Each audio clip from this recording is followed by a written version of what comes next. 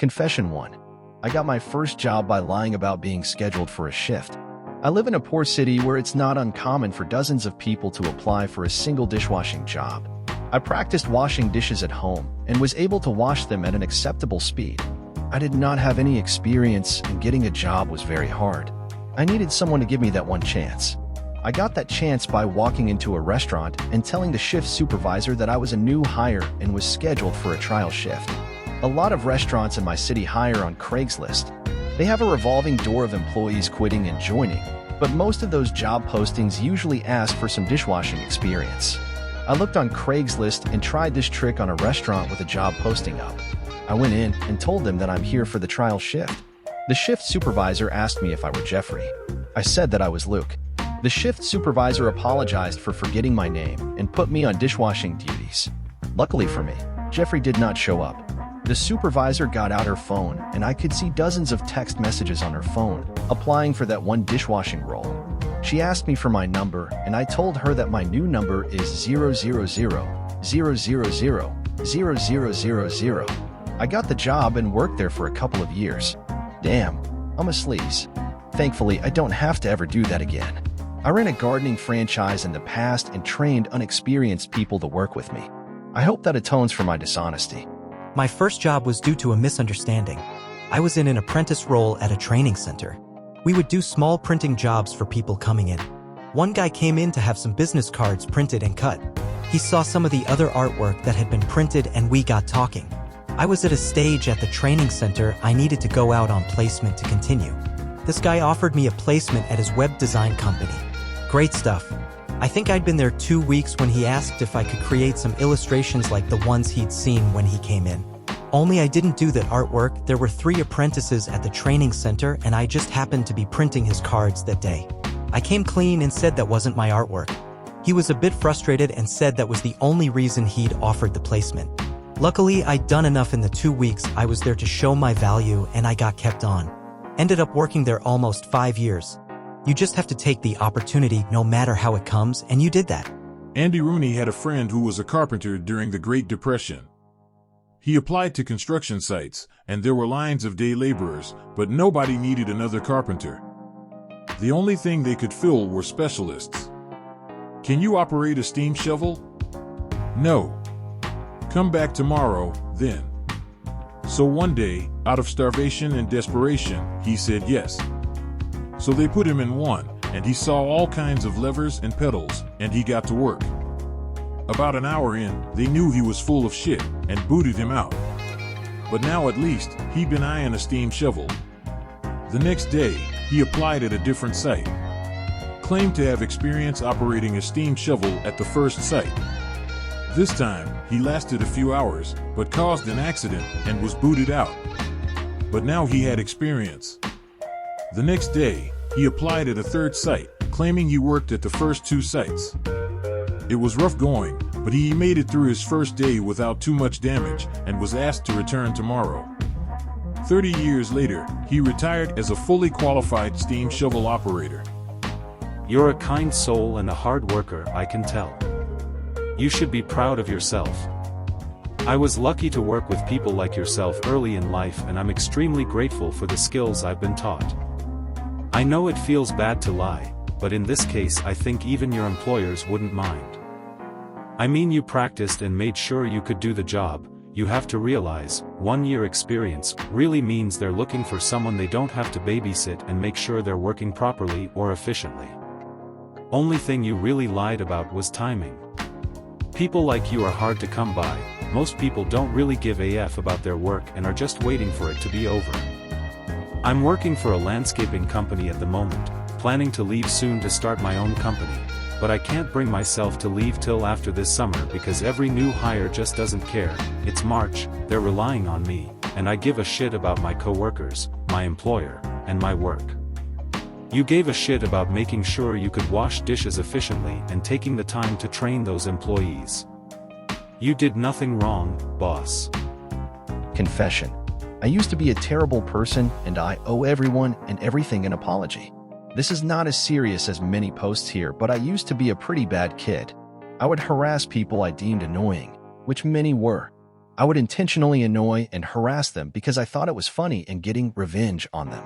One time, I kept saying some kid's name in a funny way which I knew would make him cry in second grade. He was special needs and I didn't even realize it at the time. I would lie to my friends about having things happen to me and make up fake stories. I would make up situations to my friends that never happened to me just to seem cool and have a feeling of satisfaction. When I was 14, I knew there was some kid who had trauma happen to him, not by me, and I had mental issues happening at the time, not an excuse. I purposely harassed this kid knowing that it would make him feel PTSD. I might have not wanted him to feel bad, but it for sure. I used to lightly hit my brother until he raged, and then we got into fights from it. I would also be a hypocrite and do stupid things to him like take away his iPad, and then I would get really mad for some reason when he did something back. Now I look at my past self and think how bad I was. I apologize to my younger brother. I have no idea where the kid with disabilities is, and I don't think he even cares/remembers, but I would like to still apologize. To the kid with PTSD, I'm very sorry. I hope you're doing better and found good in life. Just wanted to get these off my chest. I hope I'm not irredeemable yet, and I even more hope that everyone I affected and everything is okay. I'm glad you've changed. As long as you feel true remorse, there's hope. You've apologized to your brother, which is great, but understand that he isn't obligated to forgive you. If you're truly sorry, then you will understand that these people need to process the apology and you need to be graceful and patient. Use your actions to show you've changed and always be willing to look in the mirror and open to change. The others less close to you most likely don't think about you regularly, but if you happen to find them, sure, apologize, but again understand they don't owe you forgiveness. You can make up for it by being kind to people like the ones you bullied.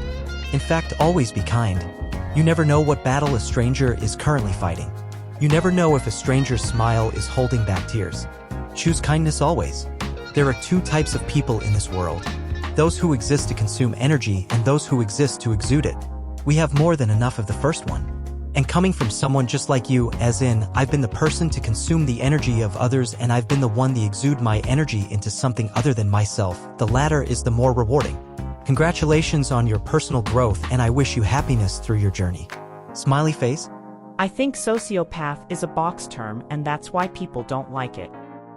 We often label bad behavior with these heavy words as almost a way to say this is a defected person from birth. This could never happen to me, when in actuality we are all capable of some pretty awful things given the right circumstances. That's an uncomfortable thought for a lot of people. So many are quick to use terms like sociopath and narcissistic as a mean to distance themselves. These terms have a place, but they are for the truly vile, animal cruelty, child of, pedos, rapes, etc. We as a society overuse them for the reasons I stated earlier. I don't think OP's story is in that category, definitely bully behavior, but not sociopathy. Happy Cake Day, by the way. I'm not excusing your behavior, but you were a kid and it's really amazing you're coming to this realization as an adult. A lot of times people won't change or try to change because it means they have to acknowledge they're a shitty person if they admit to what they've done. Also, I always assume kids like this are acting out for attention because they either have a shitty home life or aren't seen at home. Not everyone reacts to those things in this way, but if those things are true for you, it could help you come to terms with why you were like that. I'd also get yourself into therapy. If you feel like you're ruminating constantly about it, you could seek out a therapist that has experience with patients who have OCD and do ERP therapy. Any therapy will definitely help you. I hope you can find some peace. How old are you, can I ask? Because I used to have the same thoughts, that I needed to apologize for my past self, and I did end up saying sorry to a few people. I was the exact same, used to make up stories that weren't true to try and fit and act cool, or just get out some situations. Honestly, I feel like everyone goes through that kind of stage. I cringe at my past self sometimes, but I can't change it, so why should I dwell on it? The thing is, you are different now, right? You've realized your mistakes and you're not the person you once were. You were young, and that's just how young brains work sometimes. Try not to let it get to you. Live in the now, not the once was. I was also a complete dick in elementary school. I didn't realize this one boy was special needs. He was afraid of mud, so I chased him with a stick with mud on it. I feel RLY bad ABT it, but I also know that I would act out BC of my home life. I thought I was just being funny and messing with him, like I did the other times I was an asshole. I would gossip and say terrible shit without realizing BC that's how shit was at home. I'm not excusing my actions, I'm sure I hurt a lot of PPL, but I've just come to terms with the fact I was a child and didn't really know what I was doing. I did apologize to one girl who I ended up at the same high school with. All she had to say was, "It's okay, people change." She seemed completely unaffected. I became self-aware around 6 out of 7 grade more and stopped being a bully. I then got bullied. Funny how things turn around on you. But they did not stand a chance. I was a lot meaner and violent than they ever could be. It still RLY negatively impacted my self-esteem though. Confession 3. I walked out on a guy in a bar and left him with a bill he couldn't pay. When I was out on my own in the city, this one guy approached me. He asked me if I wanted to go to a bar with him, and as I had no other plans, I agreed to come with him. When we were at the bar, he kept asking me how much money I had with me. I told him I had 10 euros, and he said he had that much too. We then ordered drinks and I noticed that he couldn't really hold a conversation, and I got annoyed by that. He didn't understand my questions either, kept telling me the same things. He wanted a woman who was good and who he could go on walks with and to have children. He also kept showing me pictures of himself and his family, and that was basically our interaction. I eventually grew tired of this and grabbed my stuff, saying I was going to go to the bathroom. He kept following me into the ladies' room, and when I told him he couldn't come in, he waited outside. We then went back to the bar and he procked to pay the bill, asking me for money. I then faked a phone call and told him I had to go outside to talk. Then I just left and walked away, leaving him with a bill he probably couldn't pay. I was angry at him for wasting my time, also at myself for agreeing to come with him out of boredom. Looking back at it, I feel kinda shitty for doing that, but also think I would probably do it again if I was back in the situation. Any thoughts on that? Edit for clarification. He invited me for drinks. The drinks he paid for me was 1 Red Bull, and I took my belongings with me to the toilet because I don't leave my stuff with people I don't know, not because it was my plan to not come back. And I didn't feel obliged to pay because he had invited me in the first place, and I felt like it is a shitty move to invite so and then to change your mind once drinks were served. Also during conversation I repeatedly told him that I felt like the conversation was going nowhere / we were kinda cross-talking, which he did not pick up on anyways. Angry at him for wasting your time. That seems very selfish / self-centered. You didn't have some sort of contract guaranteeing entertainment or diversion. I can understand being angry at yourself for wasting your time. That was a shitty thing to do, no question. And you would do it again. That's just cruel. Those are my thoughts, which I wouldn't offer here in r/confession except that you asked. I don't mean that this shows you're to be a bad person, just that this is obviously unkind. If you treat the world like this all the time, then yes, that indicates you're generally not a good person. Maybe you'd like to think about what type of person you want to be, and if this fits in with how you want to be, and how you want to be perceived. People do bad things sometimes. That doesn't mean they are just bad people. But the more bad they do, at some point it just is an indicator of what type of person they are. Notice how after she came out of the bathroom, he immediately went to pay the bill. He knew exactly what you were trying to do. He's not obligated to provide you with what you consider good conversation. You could have easily gotten your things and paid for your drinks and left. But you decided you wanted to try and hurt him because he made you bored. He didn't waste your time because your time was already being wasted. You didn't have anything else to do, which is why you went in the first place. Sometimes we meet people and things just don't click, but that doesn't give you the green light to hurt that person. And you're still trying to justify your actions. You're not admitting the wrong you did and taking responsibility. Only a part of you feels bad, but then go on to justify it. I'm sure you'll make some guy very happy until he doesn't keep you entertained, then you'll find a way to hurt him. You sound like an entitled little brat to me. Confession 4. I lost $100 during the first month of my very first job. I feel like enough time has passed that I can get this off of my chest and not fear repercussions of anyone at my job finding this out. While home from college, I decided to get a job at a retail store near me. The COVID lockdown was finally lightening up and no one in my household was immune compromised, so I jumped at the chance to get back into the real world. Though past 18 years old, I had never been employed at a steady job. I had done summer camps in the past, but those were seasonal obligations and they were more like volunteering gigs if anything. Since I had slim to nothing on my resume, I decided to lie and say that I had 2 years of receptionist experience from working at a family member's business. They didn't check my recommendations deeply enough to see the total lie, and I was practically hired on the spot. 2 weeks in, they began training me on Register. I hate math. I have always been horrible at it no matter how many hours I dedicate to improving. It usually ends with me getting super embarrassed and shutting down. The first week was tough. I was practically throwing random coins at customers hoping that the register would be even and that the change I gave was accurate enough to not raise any eyebrows. By the second week, however, I had really improved. By the end of the month, I actually looked forward to being on Register. That premature surge of confidence turned out to be my undoing. When on Register, we are required to scan all $100 and $50 dollar bills to ensure they are indeed real.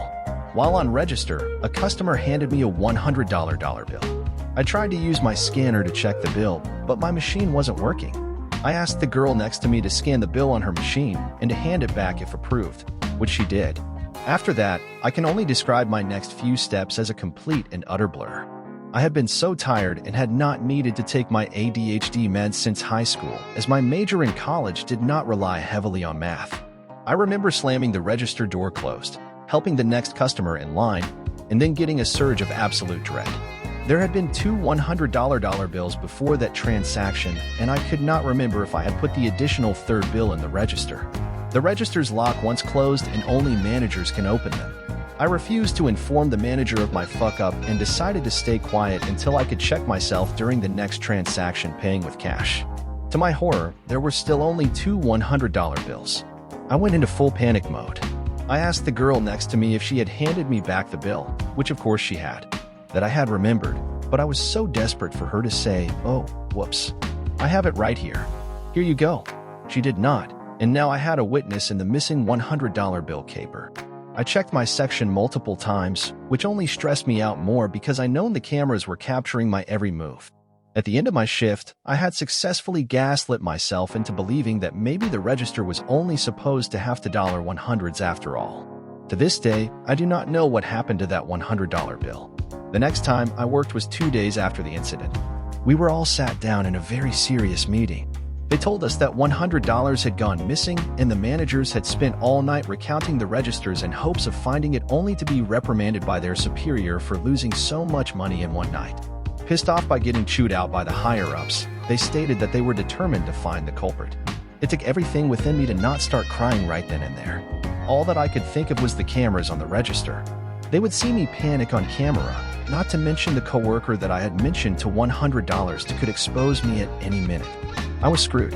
I spent my break crying on my phone with my mom in front of a Popeyes as I prepared to come clean before they caught me first. I knew it would look bad. No way they would believe that I accidentally lost the $100 bill.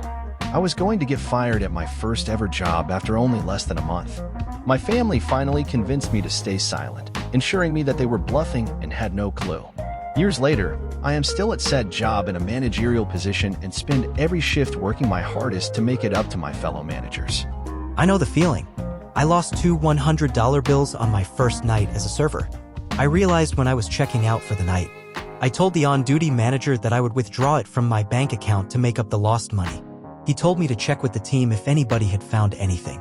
There's no way in hell a server would see $200 and not want to keep it. That'd make a great night for somebody combined with their own tips. But I asked anyways. One server told me to check with a specific other server because she hadn't seen any bills and that I shouldn't be losing bills.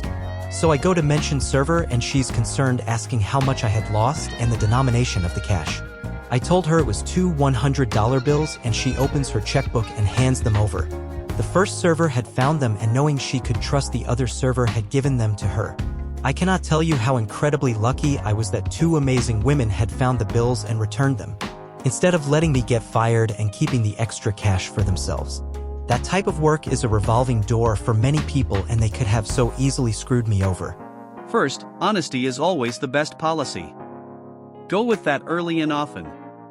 Second, the management should have been admonished for their poor procedure of cash handling not to know immediately. As someone who has managed younger people who couldn't count to 11 without taking off a shoe, I strongly recommend slowing down when handling large bills, larger numbers of bills, or when someone is talking to you. If someone is talking to you, especially the customer, simply stop moving. Hold all their money and only their money in your hand, no change or other money that is, then start over. Every time they interrupt you, stop, then start over. If they get upset, they are trying to foil you and push you into making a mistake. Call for assistance. Some people will try to throw you off, especially if they see you struggle in any way. Finally, back to step 1. Be honest. You probably would have been written up according to policy, but that amounts to having your name put on the board in grammar school. I can tell you that no one goes through life without making mistakes. We often knowingly make bad choices, like not letting the boss know immediately, but maturing is a process where you deliberately confront those things regardless of the consequences. This was a mistake and a learning experience, so learn from it. Okay, one more thing, money handling is a great way to learn math. Don't be rushed and focus on the process. You will be surprised how quickly you can figure things out by slowing down mentally and purposefully. Also, figure out what works for you. I struggled in school. Nothing made sense in any subject. Application of things is where it worked for me. Find what works for you. You'll do great. All the best. Confession 5. I've stole something and I'm still guilty about it. This has been in my heart for so long. It's been a long time since I've stole something, but this was during 2021 to 2022, can't remember. Here TikTok was something, really. My friends played T&D and I chose Dare. They dared me to steal something. So I went to a Japanese game merchandise store and I saw a really cool figure. I don't know what struck me, but I snatched it off the display and snuck it inside my pocket. Moments later, the guards saw me and I tried to run away. I knew what I did was wrong, but really for me back then I didn't want to do something embarrassing that I can't explain. So I ran. I had done it. Months later, I went there again. This time the display was covered with glass, bless the owner's heart, but then I saw the figure again. They had replaced it. I felt so bad for stealing it. I just left the store. I bought something, of course, and never went back again. I don't think they're stationed there now, but I really feel so sad whenever I see the figure on M's shelf. Confession 6. I made thousands off a side hustle website without ever going to the jobs. Years ago, I signed up for an online side hustle job for extra income. It was mostly for people who needed help mounting a TV or fixing stuff or doing simple work around the house. I signed up saying I had a little knowledge in electrical work, and every offer I received was towards electrical work with some other smaller jobs. First job I accepted was for a clogged tub in some guy's house. I went over with a drain snake and Drano. I paid $10 for everything, and got the tub unclogged in 10 minutes and made $120 for it. Next job I accepted was installing an outlet for $250. However, I stayed up late and overslept, missing the job, but I still got paid the $250 expecting it to be taken out. It never did. I accepted another simple job the next day for $60 and purposely missed it, still got paid for it. Somehow I found a flaw in the system and I wasn't going to these jobs but still getting the money that people paid the website. I did this for months, accepting the high-paying gigs and never going until one day I got an email saying my account was forcefully deactivated for missing a job, but I never got the money taken out or any emails after that. I didn't try to appeal it because I knew they'd find the other countless jobs I accepted but never went to. Confession 6. I took the life of an innocent pet rabbit when I was 11/12. This wasn't too long ago either. I'm only 16, and this hangs heavy on my conscience every time I think about it. I can't even think of a way to make sense of it. This was during the lockdown during the pandemic, so I may have not been in the best state of mind due to the isolation. That's far from an acceptable excuse and/or reason for my actions. I can't even go into detail remembering it without breaking down, so I'll save us all the trouble and won't. I guess it may have come from a feeling of power or something. feeling superior or whatever. It was just an innocent little animal and I just took its life with my own hands. For no fucking reason. I can't even deal with the fact that it was me, but it was, and it fucks with me every day. I mean, I've heard stories of like little kids terrorizing animals because like maybe of the same reasons, or they don't know any better or are fucked up in the head. But I wasn't a little kid, I was a preteen, so it makes it so much worse. And if it wasn't already bad, I remember when I was with my mom at the pet store getting the rabbit. I was a little brat always begging for a little rabbit that I wasn't nearly ready for, let alone wasn't to be trusted with apparently. Anyway, I digress. I remember talking to her in the store, and the worker said the cage plus the animal all added up to like $400, and my mom said, it's this or a PS5, since they roughly cost the same. And I adamantly chose the poor animal. I don't even feel like I deserve to say I've changed as a person because of how short time has passed, only about 3 to 4 years. But I feel like so much has happened for me. I feel like a totally different person than I was. And I hope I've grown past the deplorable person I was. I'm Catholic, and every time I go to confession I think about confessing it to a priest, though I never have the courage to admit it. I just sit there and tell all my stupid sins without telling the actual thing weighing on my soul like a coward due to the feeling of being judged. I'm crying while typing this from the sheer shame I have. Even telling this to complete strangers is difficult, but I have to get this off of me. Any criticisms and judgments on my character are well deserved, and any tips on how to cope with this are welcome. I'm deeply remorseful and I try every day to be better than who I was. I'm so sorry. I should have chosen the PS5. Hey! I hope you're doing okay. Please take this time to inhale deeply, hold for a few seconds, release, and hold. Do that as many times as you need to until your nervous system calms. It's called box breathing and is incredibly useful for people experiencing anxiety and panic. I love animals. I am probably one of the biggest animal lovers that anyone who knows me knows. I'm a fierce protector and strong advocate for their rights and safety.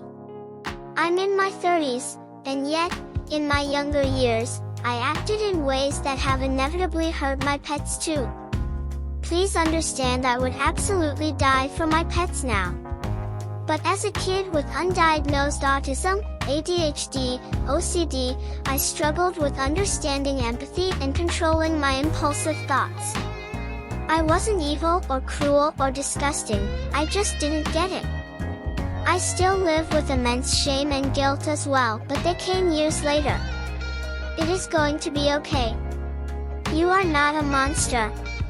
You made a mistake. A big mistake. One that you have regretted and felt remorse over. Your emotional suffering is punishment enough.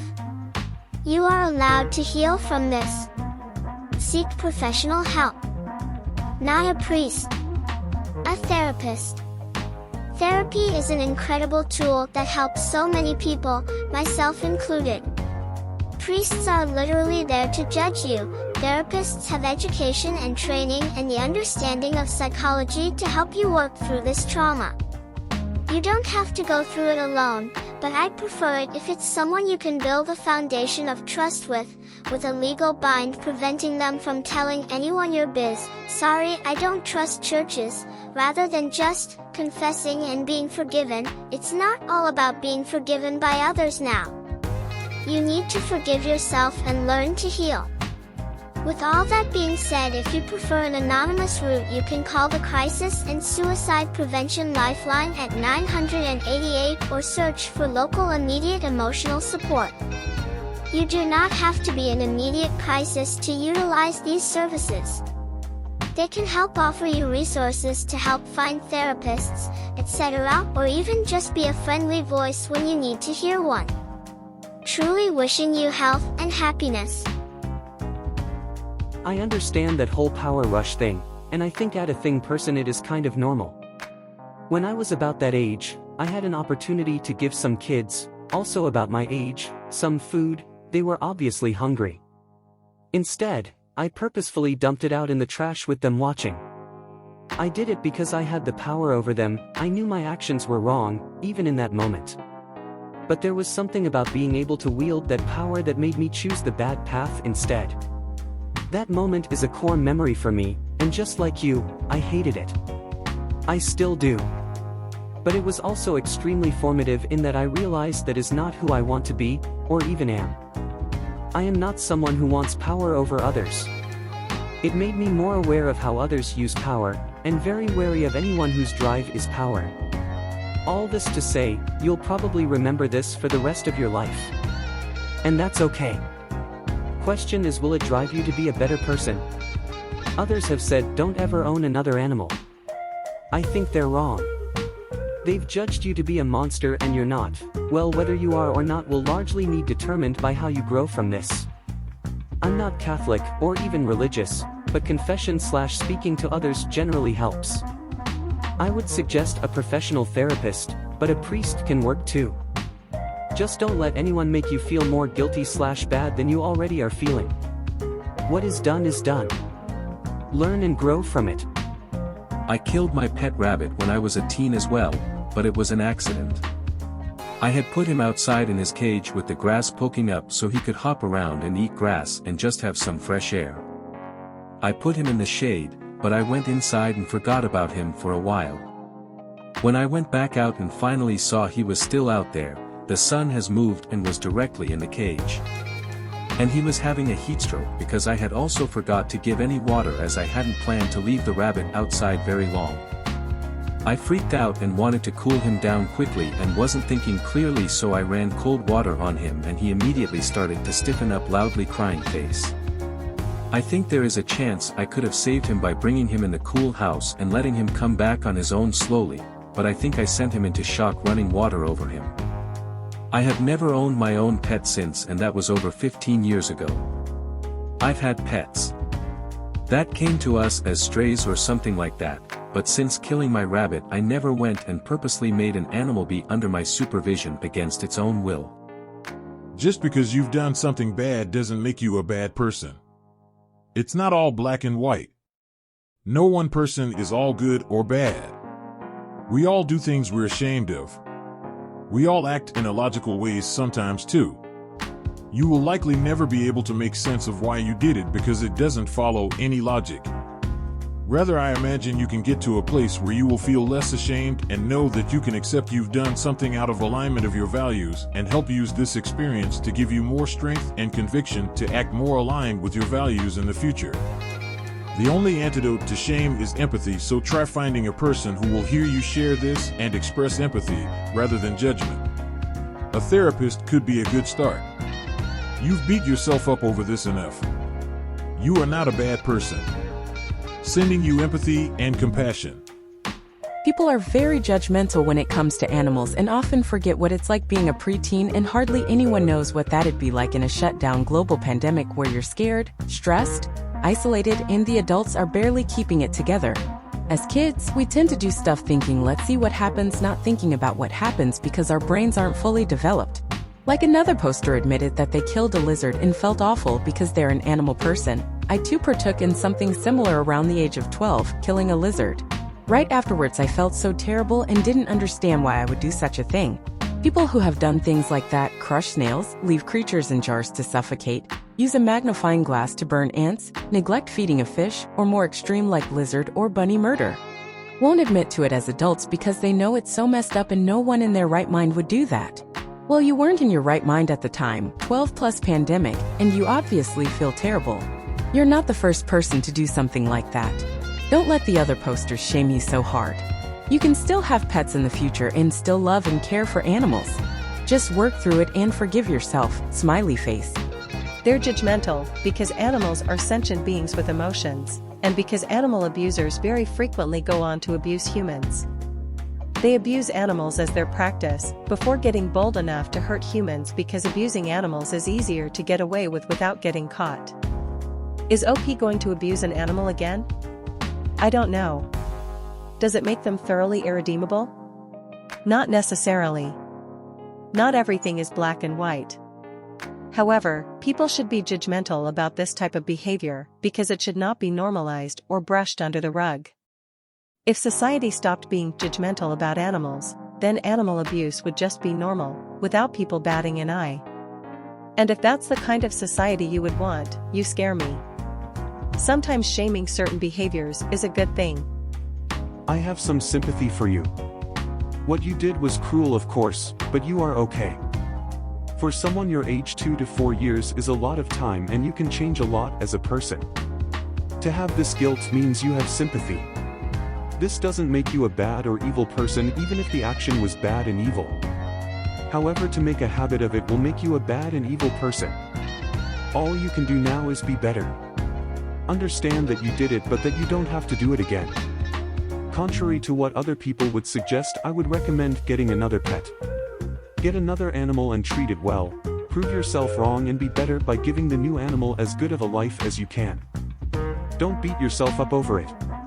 People become what they are told they will become. And this includes what you tell yourself. So instead, tell yourself that you can be better. And make it so, smiley face. Good luck, little one.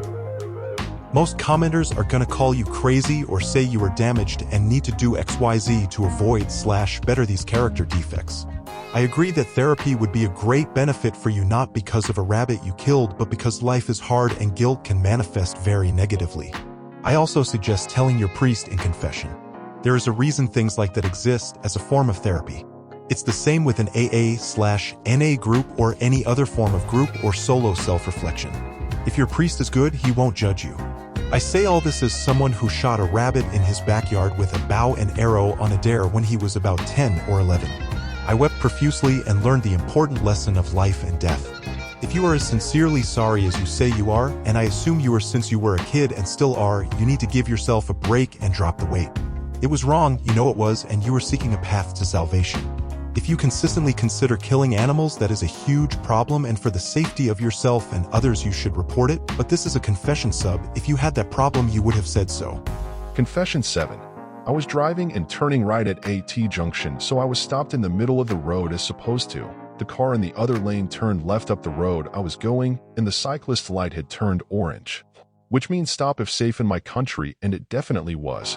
My green filter arrow light came on to turn right, and I took the turn thinking the cyclist was going to stop, but he didn't. He got to the middle of the road when my car had completely cleared the junction and let a shout at me, calling me a twat. I've been thinking about it for the past 3 hours because I feel so guilty that I could have hit him, but also conflicted as he was the one that didn't have a green light I did. But still so guilty because I was in a car and he was just on a bike with no protection. Confession 8. When I was in first grade, I braided boogers into a girl's hair because she was mean to me. When I was in first grade, there was a girl who was pretty mean to me, and long story short, I just kinda thought she was a bitch. She was one of those girls who would be mean to you and expect you to be okay with it and nice to her and whatever. Obviously, now that I'm grown and I work with kids that age, I understand that they can just be that way, and it's usually just a reflection of their parents' behavior. Anyways, I don't really feel like what I did was so awful, not because as an adult I still think she deserved it, but just because it's generally just kind of funny and harmless. She let me braid her hair while we were all sitting in a group on the floor watching a movie or something like that. As I braided, I picked my nose and purposely braided my boogers into her hair. I still laugh thinking about it because I've thought it over, and the way the other kids treated me at that age was despicable, kicking me to the ground on my birthday, not letting me play on most playground equipment unless I agreed to play the ugly girl or boy and pretend, telling me I was lower class, convincing me I couldn't be their friend unless I decided to become a Christian, constantly telling me I was going to hell, breaking into the bathroom stalls while I was using them, racism, etc. Our teachers saw most of this behavior and did nothing, so it really was on them, so my small retribution led to nothing besides the likely possibility that when she got home and her parents went to comb her hair, they were probably like, what the fuck? When the comb kept getting stuck in the snot, I braided in. So I'm kind of proud that I resorted to braiding boogers into a girl's hair instead of violence, prejudice, bigotry, or exclusion like they did. I do feel bad, however, learning that this same girl went on to abuse substance so badly that she's, apparently, from what I've been told, now pretty much a vegetable. I don't blame myself for that. My booger braiding was not the reason why she got to that point, and I'm really not sure why it ended up that way for her. I assume she probably fell into the wrong crowd or what have you. I'd never be one to shame someone for that. I have no place to speak, but thankfully I am doing better and recovering. Like I said though, regardless of all of that, I do feel sad to know that she landed in such an unthinkable situation, and I still have empathy for her. I hope she's being taken care of well, and of course, I forgive her for her past meanness. She was nicer in high school. I always hope the best for people. But in a vacuum, I do think it's pretty funny that I braided boogers into a girl's hair when I was like 7 years old. I may be taking advantage of my best friend's BPD. For the sake of this post, I will be calling my best friend Kyle. Kyle has borderline personality disorder, and one of the ways that affects him is that he forms really fast and intense bonds with people. We met in 2021 online and instantly hit it off. We were, in my eyes at least, very close very quickly. We went through a lot together, through helping each other out through bad family situations to Kyle breaking up with an abusive ex, hooray, and us both becoming better people through knowing each other. He means the world to me. Kyle did, in fact, make a new friend last year.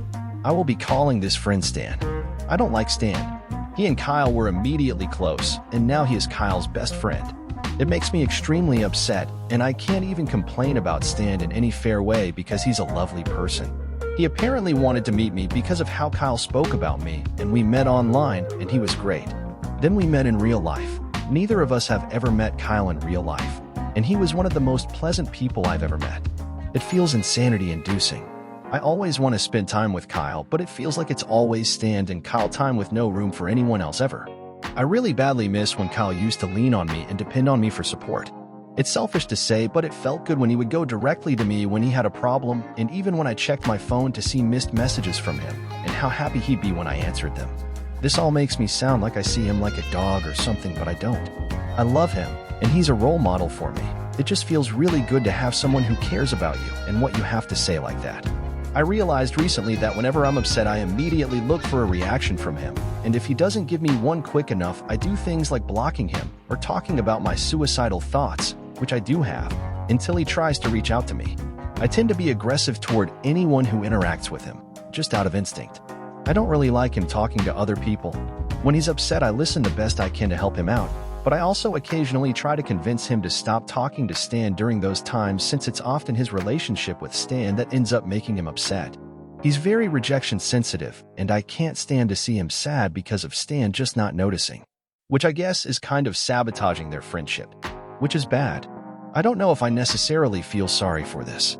I regret that the person I am is the type who would do something like this, and I want to stop before it gets to a point that makes Kyle angry with me, but I don't necessarily feel any way about it except for being mad. Maybe that makes me a bad person, I don't know. I should be telling this to a therapist, but the last 3 of mine quit on me. One was leaving the facility I have insurance for, one left without warning or any future contact, and one said she wasn't a good fit, and then left the facility since I was her only patient there. I don't know if I was looking for validation. I don't know what I was looking for at all. I just needed to word vomit somewhere that wasn't Kyle's text messages. I'm fully aware that I'm a bad person, and I try to work on it how I can. That's the therapy, but I've never really gotten the controlling your actions thing. Actions are just reflexive responses, and I don't necessarily understand the concept of really keeping those two things separate except for in dangerous situations. That's a me problem though. Sorry. This response sucks. My mom scolded me once harshly in elementary school for running my mouth being jealous of my friends' friends.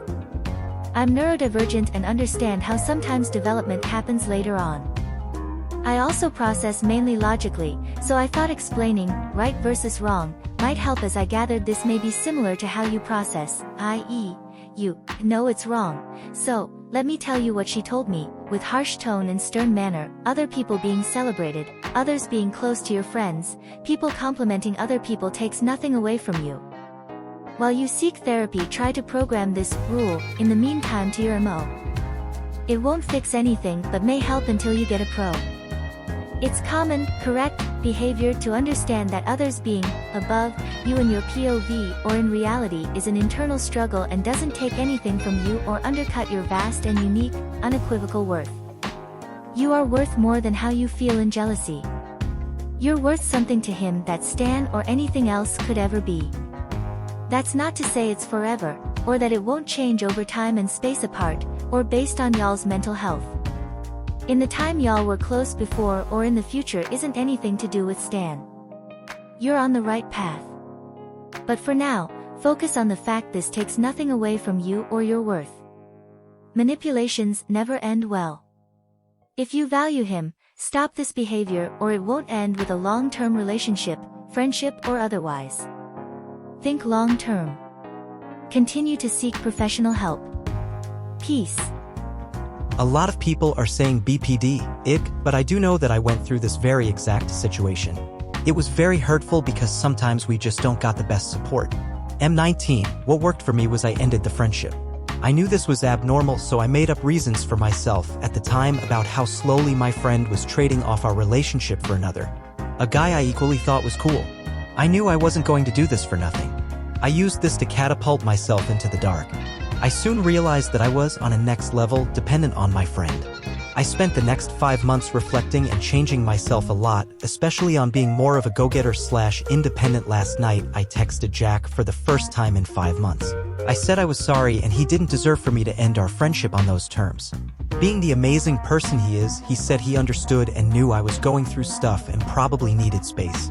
Today we played for the first time again. After 20 awkwardish minutes, we were back to normal. I miss this dude and honestly, I'm happy I can be a better person for him. He has taught me so much, and although I've only met him on Xbox, our memories have been more positively influential for me than any others. March 4th, 2024, I hope this reaches the right person and especially the guy who posted this. I say this with love and solidarity, OP. You may need to be assessed for BPD/BPD traits. There is treatment available that works really well for us. DBT can help you manage these feelings of rejection and abandonment without harming yourself or your relationships. DBT has saved my life. When you react to perceived abandonment by Kyle with threats of suicide, you are hurting him and you are damaging the relationship in ways that could lead to the actual rejection that you fear. It's a very painful, self-defeating pattern that might have developed early in your life to help you survive. This may have been necessary to get your needs met at one time, but these patterns don't work long-term, they only cause you suffering and a deeper sense of isolation and emptiness. You deserve better than this pain you are going through. You deserve to have healthy connections with other people. You deserve to have a sense of self-worth that isn't tied to Kyle or anyone else. Please think about seeking assessment and treatment with someone who provides DBT or schema therapy. I know you've been rejected by 3 other therapists, but they weren't the right kind for you. Therapists who specialize in trauma often have a more compassionate perspective of BPD, and they may be able to refer you to someone who provides DBT or schema therapy. You sound codependent. You need others' approval to feel worthy and valued? God valued you enough to give his son's life in exchange for yours. You were worth it to him. And you're jealous of Stan and Kyle's close friendship that you used to have. Kind of coveting their friendship. You need to confess it and ask forgiveness for it. Have you told Kyle that you miss the close friendship you used to have with him? Your suicidal thoughts are a demonic spirit attacking you. Have you told Stan that you and Kyle used to be best friends and now you feel left out? If Stan is the wonderful person you said, then he wouldn't want you to feel like that. He probably has no idea, and it sounds like Kyle doesn't either. But you should seek help for your suicidal thoughts. You won't be much a friend to either Kyle or Stan if you are not mentally stable. Ask God to give you a sound mind. Ask for his protection and deliverance from demonic attacks. Read your Bible and pray. Get yourself healthy before you seek to try and help your friend Kyle with his BPD. I understand how you might feel possessive and jealous since Kyle has been your anchor. But you have to realize his identity is not your friend but an individual. You constantly badgering him and acting emotionally needy might have been something he was okay with dealing in the beginning, but the emotional roller coaster that you subject yourself and him to is exhausting and can lead to him trying to distance himself from the drama.